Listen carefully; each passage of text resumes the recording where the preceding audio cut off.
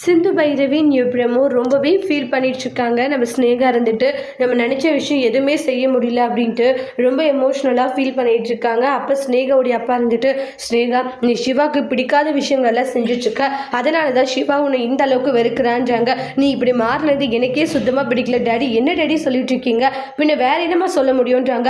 நான் கூட உனக்கு என்னவோ நினச்சான, நீ இந்த அளவுக்கு இருப்பன்ட்டு கொஞ்சம் கூட நான் நினச்சே பார்க்கலாமா அப்படின்ட்டு எல்லாம் சொல்லிட்டு அவங்களுடைய அப்பாவே ஸ்னேகாவை திட்டிட்டு போகவும் ஸ்னேகா ஃபீல் ஆகுறாங்க. சிவா எனக்கு கிடைக்கிற வரைக்கும் நான் அதை விட போகிறது இல்லைன்றாங்க. அவன் எனக்கு கிடைக்கிற வரைக்கும் நான் அதை போராட போகிறேன் அப்படின்னு சொல்லிட்டு ஸ்னேகா நினச்சிட்டு இருக்காங்க. ஒவ்வொரு முறையும் எனக்கு நினைக்கும் போதெல்லாம் அந்த அளவுக்கு கோபமும் ஆத்திரமும் மட்டும்தான் வருதுன்றாங்க. இப்படியெல்லாம் பண்ணிட்டு இருக்காங்கள, கண்டிப்பாக நான் விட மாட்டேன், ஒரு சரியான பாடத்தை கற்றுக் கொடுத்தே ஆகுவேன்னு சொல்லிட்டு ரொம்பவே டென்ஷனாக இருந்துக்கிட்டு இருக்காங்க. என்ன பண்ணுறது ஏது பண்ணுறது ஒன்றுமே புரியாத பைத்தியம் பிடிச்ச மாதிரி இருந்துட்டு இருக்காங்க நம்ம ஸ்னேகா. இந்த சிந்துவை தான் ஒழிச்சாகணும், அவளை என்ன பண்ணுறதுன்னு ஒன்றுமே புரியல அப்படின்னு சொல்லிட்டு ரொம்ப கோவத்தில் இருந்துட்டு இருக்காங்க ஸ்னேகா.